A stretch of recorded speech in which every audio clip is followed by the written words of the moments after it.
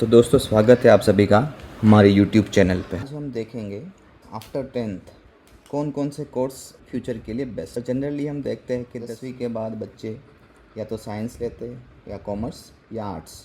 ये तीन generally main stream है 10वीं पास करने के बाद। बट देखा जाए तो बहुत सारे और भी ऑप्शन, इसमें से एक है एग्रीकल्चर। एग्रीकल्चर सेक्टर में बहुत ज़्यादा स्कोप भी है और उसमें बहुत सारे ऑप्शंस भी है।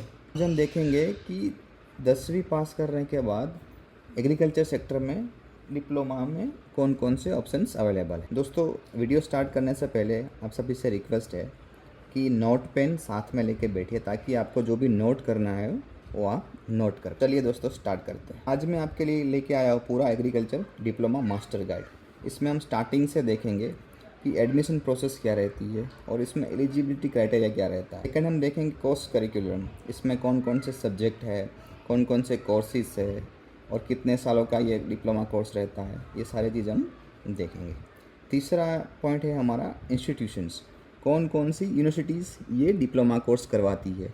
तो इसमें हम स्टेट वाइज जो टॉप एग्रीकल्चर यूनिवर्सिटीज़ है उनके बारे में जानकारी देंगे। फोर्थ है हमारा फीस स्ट्रक्चर, ये सबसे इम्पोर्टेंट चीज़ है। कई लोगों को ये मन में क्वेरी रहती होंगी कि इसकी फ़ीस कितनी रहेगी, इसमें स्कॉलरशिप मिलती है नहीं मिलती है।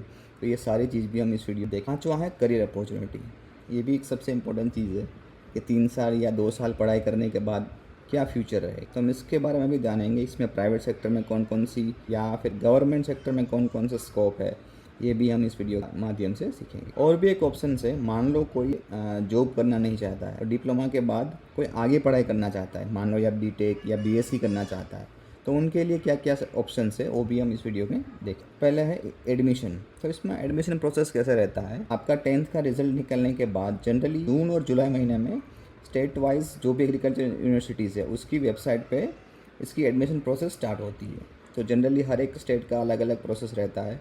जैसे कि गुजरात की बात करो तो गुजरात का एक कॉमन प्लेटफॉर्म है, सारी यूनिवर्सिटी के बीच में एक पोर्टल है, वहाँ पे आपको जाकर लॉगिन करना है, आपके सारे डॉक्यूमेंट सबमिट करना है और ये जो रिज़ल्ट निकलता है वो आपके मेरिट के हिसाब से निकलता है। तो जितना आपको मेरिट अच्छा है उतना आपके चांसेस ज़्यादा अच्छे हैं कि आपको नियर बाय कॉलेज आप सिलेक्ट कर सकते। मैंडेटरी सब्जेक्ट्स इसमें ऐसा कुछ नहीं है, आपको 10th पास करना है और मिनिमम, मैं मिनिमम की बात कर रहा हूँ, मिनिमम आपको 40 से 50% चाहिए क्योंकि इसका मेरिट बहुत हाई रहता है। ये मिनिमम क्राइटेरिया है, डिपेंड्स करता है कि आप कौन से कोर्स में एडमिशन लेना चाहिए। सिलेक्शन प्रोसेस क्या रहता है, मेरिट वाइज जो लिस्ट निकलता है उसमें जो स्टार्टिंग के जो हाईएस्ट स्कोरिंग मेरिट में जो भी नंबर आता है उनकी काउंसलिंग होती है, उनको पूछा जाता है कि आप कौन सा कोर्स सिलेक्ट करना चाहते हो।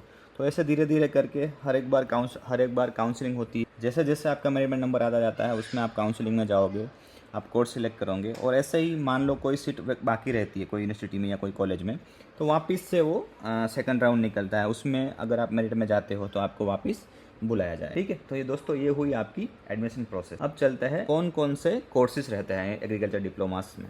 ठीक है, तो देखते हैं। पहला है डिप्लोमा इन एग्रीकल्चर। ठीक है, ये है मेन स्ट्रीम लाइन जो डिप्लोमा 3 साल का कोर्स है। ये आप अपनी स्टेट एग्रीकल्चर यूनिवर्सिटीज़ में कर सकते हैं। तो इसमें जनरली फोकस रहता है आपका सॉइल साइंस, जिसमें मिट्टी के बारे में पढ़ा जाता है, कौन कौन से प्रकार की मिट्टी रहती है, कौन सी फसल है अच्छी रहती है, तो अलग अलग प्रकार की फसल्स के बारे में पढ़ा जाता है, cereal crops, cash crops, horticulture crops, ये सारी चीज़ इसमें पढ़ाई जाती है। डिप्लोमा इन हॉर्टिकल्चर, इनमें जनरली मेन फोकस रहता है आपका फल फूल, vegetables, greenhouse management, nursery techniques, ये सारी चीज़ इसमें आपको पढ़ाई जाती है। थर्ड है हमारा डिप्लोमा इन एग्रीकल्चर इंजीनियरिंग। ये सारा काम जो रहता है आपका फार्म मशीनरीज के ऊपर रहता है। इसमें आपको पूरा फार्म मशीनरीज के बारे में पढ़ा जाता है, फार्म स्ट्रक्चर्स के बारे में पढ़ा जाता है और प्रिसीजन एग्रीकल्चर इक्विपमेंट्स, कौन कौन से इक्विपमेंट इसमें, जैसे कि खेतों में काम होने वाले हर एक इक्विपमेंट्स इसमें आपको पढ़ाए जाते हैं। ट्रैक्टर हो गया, हार्वेस्टर हो गया, ड्रायर हो गया, कल्टीवेटर हो गया, ये सारी चीज़ मशीनरीज के बारे में आपको कोर्स में पढ़ाया जाता है। ये भी 3 साल का ही डिप्लोमा कोर्स। फोर्थ है आपका agro processing and food technology. इसमें जनरली फोकस किया जाता है फूड सेफ्टी से आपके फार्म से लेके आपके पाम तक जो भी फूड प्रोसेसिंग होता है या मानो कि वैल्यू एडिशन होता है, ये सारी चीज़ इसमें आपको पढ़ाई जाती है। इसमें आपका पैकेजिंग आ गया, क्वालिटी कंट्रोल आ गया, वेयर हाउस मैनेजमेंट आ गया, ये सारी चीज़ आपको इसमें पढ़ाई जाती है। ये है दोस्तों आपका diploma in veterinary and animal husbandry. इसमें जनरली मेजर फोकस रहता है आपका पशुपालन, डेयरी मैनेजमेंट और पशुओं की बीमारियों के बारे में आपको पढ़ाया जाता है। और कई स्टेट में अलग अलग डिप्लोमा कोर्सेज होते हैं, ठीक है। जनरली देखा जाए तो इसको पॉलिटेक्निक कोर्स बोलते हैं, ये 3 साल का रहते हैं। बट इसके अलावा एक जैसे कि अलाइड सेक्टर में वोकेशनल डिप्लोमा कोर्स भी होते हैं। ये भी देखते हैं कि कौन कौन से वोकेशनल डिप्लोमा कोर्सेज अवेलेबल हैं। इसमें सबसे पहले है डेयरी टेक्नोलॉजीज। ये भी कई स्टेट में 2 साल का होता है, कई जगह पे 1 साल का कोर्स भी अवेलेबल है। दूसरा है सीड टेक्नोलॉजीज, इसमें भी 2 साल का कोर्स अवेलेबल है। तीसरा है ऑर्गेनिक फार्मिंग, ये भी देखो मोस्ट डिमांडिंग डिप्लोमा कोर्स है। तो अभी इन फ्यूचर ऑर्गेनिक की बहुत डिमांड होने वाली है, तो ये भी एक बहुत बेहतरीन ऑप्शन है डिप्लोमा के लिए, डिप्लोमा इन ऑर्गेनिक। फोर्थ है फ्लोरिकल्चर, इसमें आपको फूलों के बारे में माहिती मिलती है, लैंडस्केपिंग, गार्डनिंग, ये सारी चीज़ में आपको पढ़ाई जाती है। और भी है फिशरीज साइंस, ये भी एक बहुत अच्छा ऑप्शन है फिशरीज के बारे में पढ़ने के लिए। तो और है फॉरेस्ट्री, और इसके रिलेटेड सर्विस डिप्लोमा कोर्सेज भी रहता है, जिसमें हम एक्सटेंशन सर्विस को बोल सकते हैं। ये जनरली 1 ईयर का कोर्स रहता है। और भी एक है सेरिकल्चर, हाँ ये भी एक अच्छा स्कोप है। ये भी आपका करीबन 6 महीने का और 1 साल का कोर्स अलग अलग यूनिवर्सिटीज़ में उपलब्ध है। दोस्तों याद रखो कि ईच कोर्स वेरीज ड्यूरेशन, ठीक है। तो मैंने जो स्टार्टिंग पे आपके जो मेजर कोर्सेज बताया, जैसे कि agriculture, diploma in agriculture, diploma in horticulture, diploma in agriculture engineering, veterinary science and food technologies, ठीक है। तो ये 5 जो है वो आपका 3 ईयर्स का रहता है। बाकी के जो मैंने बताए आपको जनरली 1 या 2 साल के रहते हैं। तो अभी आगे बढ़ते हैं। अब ये जानते हैं कि चलो कोर्स तो सिलेक्ट कर लिया, अब आगे कौन सी यूनिवर्सिटी में पढ़ना है, कौन सी कॉलेज में पढ़ना है, तो ये भी सबसे इंपॉर्टेंट चीज़ है। तो मैंने यहाँ पे as per ICR official directory से मैंने जो टॉप स्टेट वाइज कॉलेज है, ठीक है, यूनिवर्सिटीज़ है, एग्रीकल्चर यूनिवर्सिटीज़, उसको मैंने सिलेक्ट किया है। जस्ट आपके रेफरेंस के लिए है। आप ऐसा हो तो इसका स्क्रीनशॉट भी ले सकते हो और नोट भी कर सकते हो कि आपके पास में कौन सी यूनिवर्सिटी पढ़ती है और आप वहाँ पे एडमिशन लेना चाहते हो। ये आंध्र प्रदेश का है, आसाम का है, ये है बिहार, छत्तीसगढ़ में इंदिरा गांधी कृषि विश्वविद्यालय है, छत्तीसगढ़ कामधेनु विश्वविद्यालय है। गुजरात में देखो तो गुजरात में टोटल 6 यूनिवर्सिटीज़ है, जिसमें Anand agriculture university, Navsari agriculture university, Junagadh agriculture university, Kamdhenu university. Kamdhenu university only focus करती है डेयरी टेक्नोलॉजी और एनिमल हस्बेंड्री पे, ठीक है।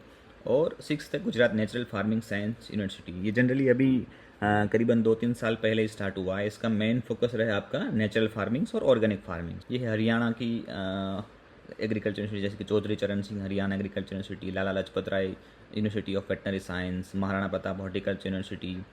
हिमाचल प्रदेश में doctor YS Parmar university of horticulture and forestry. Karnataka में बहुत सारी यूनिवर्सिटीज़ है, जो आप देख सकते हो, US धारवाड़, रायचूर, ये सारी यूनिवर्सिटी आपको कर्नाटका में उपलब्ध। केरला में भी बहुत सारा ऑप्शन है, Kerala agriculture university, Kerala university of fisheries and ocean studies, Kerala veterinary and animal science university. Madhya Pradesh में भी बहुत सारी अच्छी कॉलेजेस है और यूनिवर्सिटीज़ भी है, जिसमें जहाँ पे आप अपना डिप्लोमा कर सकते हो। महाराष्ट्र में भी बहुत सारा स्कोप है, वहाँ पे आप एडमिशन ले सकते हो।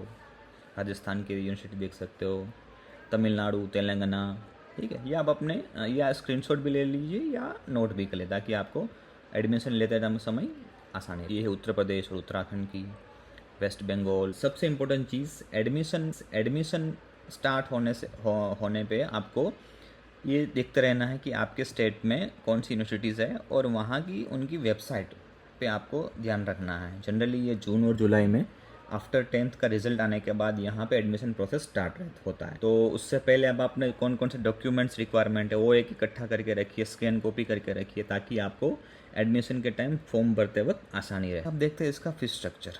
तो जनरली देखा जाए तो इसमें प्राइवेट एग्रीकल्चर यूनिवर्सिटी भी बहुत स्टार्ट हो चुकी है अभी, और दूसरी होती है गवर्नमेंट माने तो जो भी ICR के मान्य है, ठीक है, उसको बोलते हैं हम Indian council of agriculture research. इसमें आपको फीस स्ट्रक्चर थोड़ा कम रहेगा प्राइवेट से, और उसमें स्कॉलरशिप भी मिलती है। ICR एफिलेटेड यूनिवर्सिटीज़ है, वहाँ पे फीस आपकी रहती है, बॉयज़ की देखें तो 15,000 से 22,000 सेमेस्टर, ठीक है। तो इसमें 3 ईयर से मान लो 6 सेमेस्टर है, तो आप उस हिसाब से अपना 3 साल का डिप्लोमा का टोटल फीस का लगा सकते हो, ठीक है।